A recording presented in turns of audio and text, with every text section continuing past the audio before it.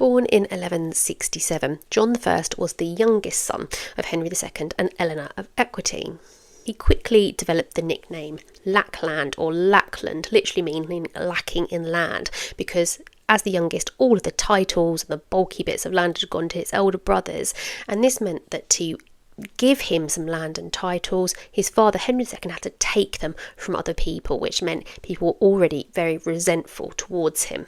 On top of that, he led a disastrous expedition to Ireland in 1185, which led to alienating a lot of the local rulers. Now, when Richard, his brother, came to the throne, he was an important magnate. He had a good, decent amount of land, but when Richard went off to play crusade, he made John promise to stay in Ireland and not come over to England and cause any trouble. Now, John broke this oath, and within a year he was making negotiations with the King of France to try and usurp this throne.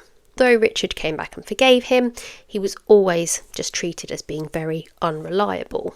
John becomes king in 1199, and straight away he's faced with difficulties with his nephew Arthur of Brittany claiming a right to the French lands held by the English. Now, he captures his nephew Arthur in 1202, but then he's accused of Arthur's murder, which really damages his social standing, as if his reputation could get much worse. By 1204, he's lost Normandy and a lot of his possessions to King Philip of France. On top of all of this, his heavy, sort of unnecessary taxation and his hostile treatment of his opponents led to widespread hostility towards him.